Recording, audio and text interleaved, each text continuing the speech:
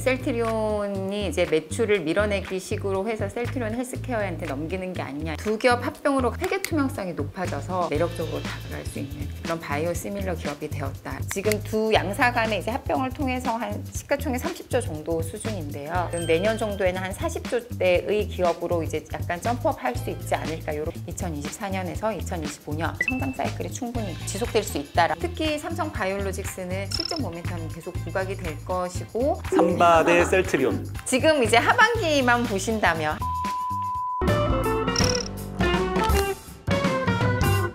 이번 시간에는 오랜만에 이 제약바이오 투자 어떻게 하면 좋을까 이런 내용 위주로 한번 다뤄보려고 하는데요. 유진투자증권의 권혜순 연구원님 모시고 얘기 나눠보겠습니다.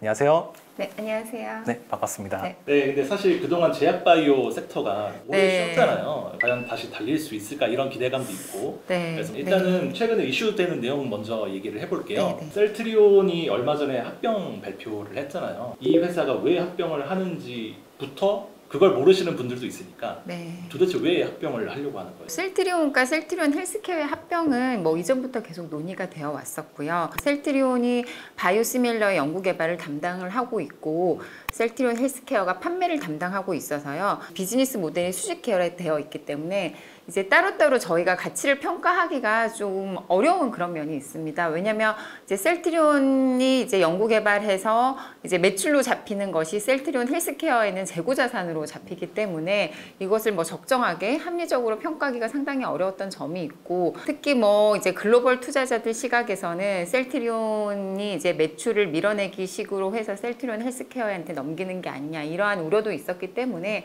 합병은 당연히 이루어져야 한다 이렇게 판단을 하고 있고요. 두 기업 합병으로 가장 중요한 것이 이제 방금 말씀드렸다시피 회계 투명성이 높아져서 글로벌 투자자들한테도 이제 매력적으로 다가갈 수 있는 그런 바이오 시밀러 기업이 되었다라고 이렇게 볼 수 있습니다. 그리고 이제 밸류체인 수직 계열화를 통해서 이제 경영 효율화가 이루어졌다는 점에서 상당히 중요하고요. 그래서 저는 이제 양사 간의 합병이 중장기적으로 상당히 긍정적인 효과를 보여줄 것이다 이렇게 판단을 하고 있습니다. 근데 최근에 보면은 셀트리온이 코로나 이후에 한 2년 정도 기간 동안 계속 주가가 흘렀잖아요. 그동안에 주가가 계속 내려왔던 그 이유, 가장 큰 이유가 뭐라고 봐야 돼요? 셀트리온이 뭐 2015년 이후로 해서 글로벌 바이오시밀러 시장에서 이제 새롭게 바이오시밀러 산업을 개척한 그런 퍼스트 무브이긴 하나, 바이오시밀러 산업 자체가 이제 신약개발 산업이랑은 상당 비즈니스 모델이 다릅니다. 신약개발 같은 경우는 뭐 그 신약이 제품적으로 차별화가 되고 그 다음에 20년간 그게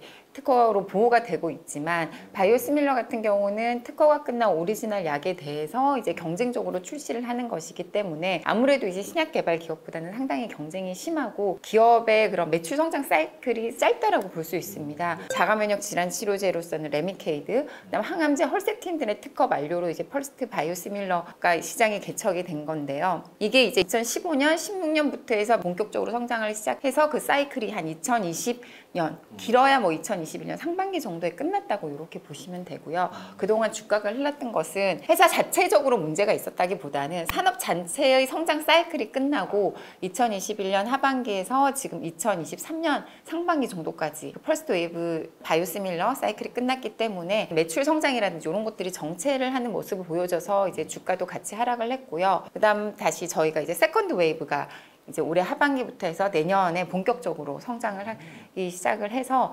셀트리온도 그러한 국면에서는 다시 성장하는 그런 모습을 보여주지 않을까 이렇게 저희가 기대를 하고 있습니다. 합병 발표한 이후에 서정진 회장이 또 직접 나와서 IR을 했잖아요. 앞으로 뭐 기업의 뭐 성장 전략이라든지 뭐 앞으로 향후 계획이라든지 주로 어떤 내용들 위주로 얘기를 했나요? 아무래도 이제 세컨드 바이오시밀러 웨이브의 그 성장 국면에서 셀트리온이 어떻게 이제 대응을 할 것인지에 대한 얘기가 이제 첫 번째 있었는데요. 지금 세컨드 웨이브에서는 자가면역 질환 치료제인 휴미라 글로벌 매출액이 거의 한 30조에 가까운 그런 약의 특허가 만료가 되면서 셀트리온이 이제 진출을 하게 됩니다. 근데 유럽 제약회사인 산도주도 같이 이제 미국 시장에 진출을 하고 있고요. 그다음 국내에서는 이제 삼성 바이오로직스의 100% 자회사인 삼성 바이오 에피스도 미국의 오가눈을 통해서 진출을 하게 됩니다. 특히 퍼스트 웨이브랑 다른 것은 퍼스트 웨이브 이제 국면에서는 셀트리온이 연구 개발을 통해서 뭐 미국 시장 진출을 직접 하지 않고 간접 판매를 했었다면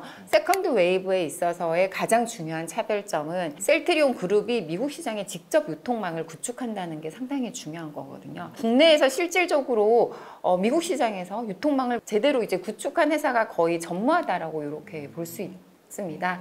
그런 면에서 이제 셀트리온 그룹이 미국 시장에 직접 판매를 잘 할 수 있을 것이냐 그러한 것에 대해서 우려가 많이 있는데 이러한 것들을 뭐 잘 하겠다라고 얘기를 하셨고 이제 그런 것들을 저희가 확인을 할 수 있는 게 그 휴미라 바이오시밀러 인 유플라이마가 미국 사보험이라든지 공보험의 그 보험급여 리스트에 등재가 되는 것을 저희가 이제 확인을 해야 되는데요. 그런 것들이 올해 하반기에 뭐 등재가 되는 것들을 확인을 하면 아 미국 시장에 이제 잘 진출을 하고 있구나라는 것을 확인하실 수 있는데 곧 그러한 뭐 리스트를 발표를 할 것이다라고 얘기를 하셨고 두 번째 같은 경우는 바이오시밀러뿐만 아니라 이제 바이오베터 심지어는 뭐 셀트리온 그룹에서는 신약이라고 하기는 하는데 레미케이드의 바이오시밀러로 출시를 했던 램시마가 IV 제형, 정맥주사 제형이 아니라 피하주사 제형으로 SC 제형으로 해서 제형 변경을 통해서 이제 셀트리온이 거의 신약과 같이 미국 FDA 승인을 받아서 출시할 예정인 약이 있는데 그 약의 뭐 모습이라든지 어느 정도의 매출 타겟을 가져가겠다라는 것들을 얘기를 하셨습니다. 그래서 뭐 중장기적으로는 2030년에 뭐 12조 정도까지의 매출을 하겠다라고 그런 포부를 밝히셨는데요. 뭐 그런 것들은 일단 이제 올해 미국 시장에 잘 진출을 하는지 내년에 어떻게 성장을 하는지 이런 것들을 통해서 저희가 아마 확인을 할 수 있지 않을까 이렇게 생각하고 있습니다. 그러면 일단 당장 이 합병으로 이루어질 시장의 재평가 어떻게 개선이 될 걸로 기대를 하는지 연구원님 어떻게 보세요? 일단 저는 긍정적으로 네. 개선되지 않을까라고 평가하고 있고 지금 주가 수준에서 약간 머뭇거리고 있는 것은 이게 아무래도 뭐 매수 청구 가격이라든지 이런 것들을 고려를 해서 투자자들이 지금 좀 약간 주저주저 하시는 것 같고요. 미국 시장에 성공적으로 진출을 했다 이런 것들이 확인이 되면 지금 두 양사 간의 이제 합병을 통해서 한 시가총액 30조 정도 수준인데요. 그럼 내년 정도에는 한 40조대의 기업으로 이제 약간 점프업 할 수 있지 않을까 이렇게 보고 있습니다. 그 이유는 올해 연말 정도에 스위스 노바티스라는 글로벌 빅파마의 100% 자회사로서 제너릭과 바이오시밀러 부분을 사업을 영위를 하고 있는 산도즈가 100% 이제 분사를 해서 스위스 시장에 이제 상장될 예정에 있습니다. 2021년에 그 유럽의 PF들이 제시를 한 가격이 원화로 따졌을 때 한 25조 원에서 30조 원 정도 사이가 됐습니다. 산도즈 같은 경우도 지금 바이오시밀러 사업 부분에서 계속 성장을 하는 그런 모습을 보여줄 것으로 기대가 되어서 상장을 했을 경우에는 뭐 최소한 30조대 정도 산도즈와 비교를 해봤을 때 셀트리온 그룹의 연구 개발력이라든지 이런 것들이 전혀 뒤처지지 않고 그런 면에서는 더 앞서 있다라고 볼 수 있고요. 다만 이제 미국 시장에 직접 판매하는 그런 것들은 산도즈보다는 셀트리온 그룹이 조금 경험이 좀 없기 때문에 그런 면에서는 좀 디스카운트를 좀 주거나 했을 때 최소한 뭐 산도즈 정도의 기업 가치 밸류에이션은 받지 않을까. 미국 시장에 성공적으로 진출을 했을 때는 아까 말씀드렸다시피 바이오시밀러의 성장 사이클, 세컨드 웨이브 성장 사이클이 2025년까지는 지속될 걸로 저희가 예상을 하고 있고 그때의 실적 성장이라든지 이런 것들을 감안을 했을 때 회사의 매출과 영업이익률 한 30% 정도를 저희가 예상을 하고 있습니다. 그때 이제 저희 타겟 P를 한 40배 정도 저희가 부여를 했을 경우에 셀트리온 그룹의 뭐 기업 가치는 한 40조대 정도까지는 충분히 상승하지 않을까. 그럼 내년까지만 놓고 보면은 이제 긍정적으로 봤을 때 현재보다 한 30-40% 정도는 오를 여지가 있다고 보시는 거잖아요. 네, 여지가 있다라고 저는 그렇게 전망하고 있습니다. 근데 투자자들이 기대하는 거는 겨우 30%? 이렇게 또 보실 수도 있으니까 네. 혹시 내년, 내후년 이후에 성장 전략이나 뭐 이런 것들을 반영을 했을 때 중장기적으로 셀트리온이 성장할 가능성은 어느 정도로 보시는지. 중장기적으로 성장할 가능성은 일단 저희가 이제 타겟 P를 한 40배 정도 이렇게 주고 있습니다. 근데 국내에서 그런 제약사들의 이제 P 밸류에이션이 최저가 한 30배 정도 되고 있고요. 특히 이제 셀트리온 그룹이 제가 프리미엄을 더 줄 수 있다라고 하는 것은 저는 과거에 이제 셀트리온 그룹이 받았던 P 밸류에이션 하단을 정말 지금 제시를 하고 있는 거고 아까 말씀드렸다시피 미국 시장에서 유통망을 구축을 하고 진출을 하는 거는 국내선 거의 전무했던 거고요. 셀트리온 그룹이 거의 처음이다라고 이렇게 판단을 하고 있기 때문에 그런 모습에서 더 성공적으로 진출하는 모습을 보여주신다면 투자자들이 더 높은 밸류에이션 프리미엄을 줄 수 있지 않을까. 아까 말씀 주신 것 중에 세컨드 웨이브가 올 것으로 기대를 한다 이렇게 얘기를 하셨잖아요. 바이오 시밀러 쪽에서 세컨드 웨이브가 올 거라고 예상하시는 이유는 뭐예요? 바이오시밀러 자체가 이제 오리지널 의약품의 특허가 만료가 된 후에 거기에 대해서 이제 유사한 바이오 의약품을 개발을 하는 거기 때문에 성장 사이클이 이제 시작이 되는 게 글로벌한 빅파마들의 그 주요한 블록버스터 약품들의 특허가 끝나는 그 시기에 이제 바이오 의약품들이 2, 3년 전부터 연구 개발이 들어가서 이제 출시를 하는 거거든요. 아까 말씀드렸던 가장 대표적인 품목이 그 휴미라라고 하는 자가면역 질환 치료제가 거의 글로벌하게 매출이 30조 가깝게 갔던 그런 약이기 때문에 상당히 큰 시장이다. 네, 이렇게 볼 수 있습니다. 다른 특허가 만료되는 신약들도 네, 있나요? 2025년 이후에 미국의 존슨앤존슨의 네. 자가면역 치료제인 그것도 이제 매출액이 10조 이상이 되는 약품인데요. 스텔랄라라고 하는 자가면역 질환 치료제가 있습니다. 이제 그 약이 이제 2025년 이후에 특허가 만료가 되면서 또 진입을 할 수 있지 않을까라고 이렇게 예상을 해서 제가 아까 말씀드렸다시피 2024년에서 2025년, 2026년 상반기 정도까지도 성장 사이클이 충분히 지속될 수 있다라고 보는 거고요. 거기서 이제 또 추가적인 성장을 하려면 약간 좀 부족한 게 있다. 2027년 정도에는. 그래서 이제 셀트리온의 서정진 회장님께서도 계속 뭐 신약 개발이라든지 이런 쪽으로 해서 연구 개발 투자를 하려고 하시지 않을까라고 이렇게 좀 말씀을 하시는 것 같습니다. 근데 그 시밀러 시장에 대한 우려도 꽤 있잖아요. 네. 뭐 예를 들면은 이게 시밀러라고 하는 게 오리지널보다 같은 효능에 더 저렴한 가격으로 판매가 되는 거다 보니 너무 과다 경쟁이 되지 않을까라고 하는 그런 우려도 있고, 약을 복제하는 그 기술 자체가 진입 장벽이 그렇게 높지 않은 거 아니야? 라고 하는 우려들도 있는 것 같은데. 네. 저희가 뭐 바이오시밀러를 100% 똑같은 저분자 화합물의 제너릭과 약간 혼동을 하셔서 그런데요. 바이오 의약품 같은 경우는 이제 시밀러라는 게 유사한 거지 거의 100% 똑같지는 않거든요. 그리고 이제 바이오 의약품 자체가 생산 공정이 워낙 까다로워서 일반 저분자 화합물 제너릭을 생산하듯이 그렇게 쉽게 생산을 할 수가 있는 건 아니고, 그다음에 이제 중요한 게 미국 그 바이오 시밀러 시장 자체가 가격이 워낙 낮다 보니까, 그다음에 생산하는 데 있어서 까다롭다 보니까 뭐 제3세계용으로 이렇게 개발이 되는 게 아니고 큰 시장의 미국 시장을 타겟으로 해서 개발을 됩니다. 미국의 그 FDA 등의 승인을 받아야 되는 거고요. 그게 상당히 뭐 쉬운 일이 아니거든요. 그래서 그냥 일반적으로 생각하려면은 경쟁이 되게 치열할 수 있겠다라고 생각을 할 수 있지만 10개, 11개 기업이 막 이렇게 과다 경쟁을 하더라도 실질적으로 미국 시장에서 FDA 승인을 받더라도 미국 시장의 유통망을 구축하는 거는 또 다른 차원의 문제이기 때문에 상당히 작은 기업들이 실질적으로 거기서 마켓 시어를 가져오기는 조금 힘들지 않을까. 그래서 바이오시밀러 시장 자체도 미국 시장에서는 이제 대기업들 위주로 이렇게 가는 건데, 그런 것들은 연구 개발부터 생산까지 이제 밸류 체인이 일원화된 셀트리온 그룹이라든지 이런 그룹들이 좀 더 프리미엄이 있지 않을까라고 이렇게 예상을 하고 있고요. 그랬을 경우에 지금 예상되는 글로벌 바이오시밀러 기업들은 뭐 셀트리온 그룹, 유럽의 그 산토스, 국내에서의 삼성 바이오로직스의 자회사인 삼성 바이오 에피스, 그다음에 이제 미국의 뭐 테바 정도 해서 요 4개의 회사들이 좀 나눠 가지는 그런 구도가 되지 않을까라고 예상을 하고 있습니다. 지금 셀트리온이 단기적으로 기대할 수 있는 모멘텀은 유플라이마인 것 같아요. 네. 제가 봤을 때는. 그러면은 그 단기 모멘텀이 본격적으로 발휘될 수 있는 시점이 대략 어느 정도라고 봐야 돼요? 그게 아마 실적으로 반영이 되는 거, 유플라이마의 미국 판매, 그 다음에 아까 말씀드렸던 그 램시마 SC의 미국 판매가 이제 실적으로 잡히는 것은 2024년 상반기부터라고 저희가 예상을 하고 있고요.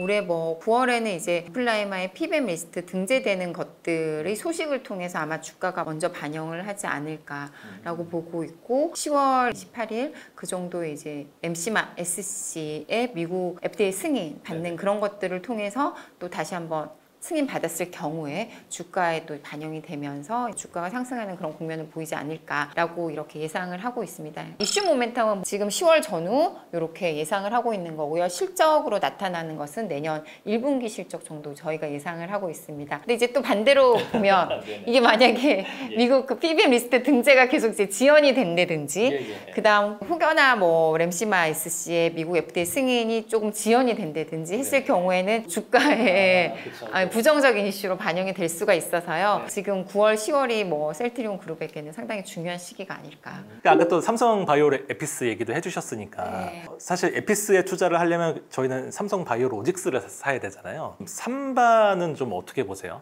삼성 바이오로직스는 CDMO 부분과 그다음에 이제 바이오시밀러 부분이 이렇게 같이 있지만 CDMO 부분이 워낙 또 커서요. 예, 실질적으로는 바이오시밀러가 플러스 알파 요인이긴 하나 지금은 이제 CDMO 부분에 저희가 좀 더 가치를 많이 둬서 이제 보고 있습니다. 기본적인 그 CDMO 비즈니스 자체가 지금 상반기보다는 하반기에 더 생산량이 늘어나고 특히 삼성 바이오로직스는 지금 하반기에 사공장이 가동이 되기 시작하거든요. 단순히 이제 물량 증가만 보더라도 2024년 하반기부터 2025년까지 그 전해 비해서 YOY로 이제 한 30% 정도 물량이 증가하는 그런 효과입니다. 그래서 삼성 바이오로직스도 지금 하반기부터 해서는 실적 모멘텀이 계속 부각이 될 것이고 내년에는 이제 바이오시밀러 부분도 이제 플러스 알파로 부각이 될 거라서 대형주로서는 뭐 셀트리온 그룹과 뭐 삼성 바이오로직스가 뭐 2024년 정도에는 다 이제 무난하게 성장하는 그런 모습을 보여주지 않을까. 이런 질문 조금 약간 유치한 질문이긴 한데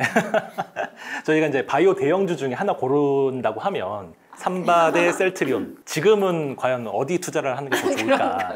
지금 이제 하반기만 보신다면 이제 실적 모멘텀이 삼성 바이오로직스가 먼저 나오기 때문에 예, 이제 삼성 바이오로직스가 더 나을 수가 있고 삼성 바이오로직스는 안정적으로 한 뭐 30-40% 성장 이렇게 저희는 예상을 하고 있고요. 셀트리온 그룹 같은 경우에는 약간 주가 변동성이 조금 있고 이슈 모멘텀도 있고 하긴 하나 어쨌든 뭐 셀트리온 그룹도 내년 상반기 이렇게 중기 정도까지 보시면 뭐 유사한 상승 폭을 보여주지 않을까. 정말 이제 가슴이 떨려서 못하겠다.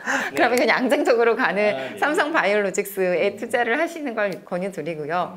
아 그래도 이제 기업 가치가 레벨업 되는 그런 모습이 주가에 반영되는 모습을 나는 보겠다라고 하시면 셀트리온 그룹에 이제 베팅을 하시는 베팅이라고 해야 되나? 뭐 올해 하반기 이슈들이 좀 있으니까 그렇게 투자하는 전략이 있지 않을까 이렇게 보고 있습니다. 바이오가 다시 과연 예전의 봄을 찾을 수 있을까?